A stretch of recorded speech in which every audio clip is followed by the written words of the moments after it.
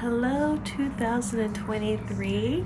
I'm back. I always take January off just to get reacclimated, but today is my first booktube video of the year.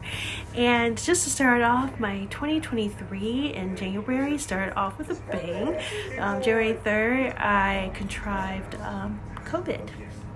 Yep, got COVID, and I was out for the count for a moment. So most of that month was just me recovering and just trying to get my life back together.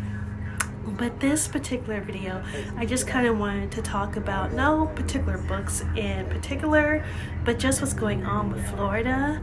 The one thing I noticed about BookTube is that everybody is so PC. It's almost,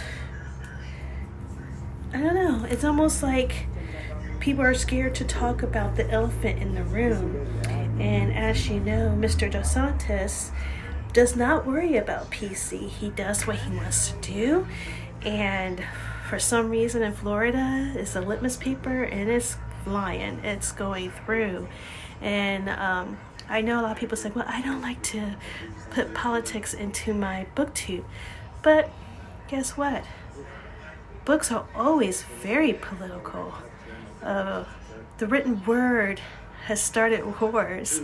The pen on paper has drafted peace treaties. So I can't see how you could be a lover of the written word and lover of books and not see how every book that you read is political. Even the romance novels gives you a snippet of misogyny, sexual assault, and really fucked up views of different genders. Even sci-fi burst out of strife and injustice. Always the hero, the anti-hero, and the villain. So it's hard to, even when you say not so serious genres, yeah, it's political because they still deal with a lot of things of the world and how we live in it. So just with Mr. Ron DeSantis, he cannot be president, number one. Trump is a narcissist, has a huge ego. It's about him. And he will do anything to get it. Ron DeSantis is at a different level. I don't know. It's like almost a taste of what other countries have gone through with fascism, like taking books out of the school, literally banning books. And a lot of those books are authors of different cultures, women. It's scary because do we really not want to learn what's around us? And do we want to be siphoned into like a sausage tube and regurgitate, like just learn and retain what is being told to us? That's a lie. And I kind of wanted to address this new weird word that's kind of flipped its head, woke. Let's pull up the dictionary, what the meaning is of woke. And I mean the traditional meaning, not like the new political meaning. And let's use it in a sentence first. I woke up from a dream. I woke my children up from a nap. So the traditional meaning of the word woke is to become aware from a slumber, being arose from sleep. And it's weird how an adjective that is waking up, arising, lifting yourself up, becoming aware from one state of being to another state of being becomes negative and a new weird word to be divisive. So, you know, I'm sure you heard a lot of like, woke culture. Banning books is definitely anti-woke culture, and that's not a good thing. You want to stay asleep from other things that are not like you. So obviously woke is tied to someone that has critical thinking, wants to understand why, very science-based, looking at the facts, trying to understand and educate themselves. And that's a bad thing for some reason.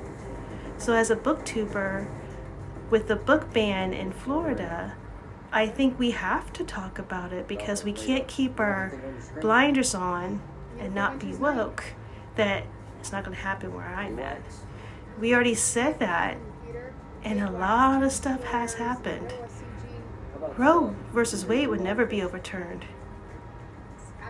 Yeah, it has happened. And people use the written novel, like for instance, The Handmaid's Tale, as an image and a symbol during when they protest. Things happen, and people find a way to make it happen that want to push their ideology of anti-woke, book banning, othering other people, trying to get rid of others or different. And the way to do that very easily is to make people ignorant and submissive and not wanting to have any type of critical thinking. So we got to take our blinders off and say, it's not going to happen in here. That's just a Florida thing. No, it's not.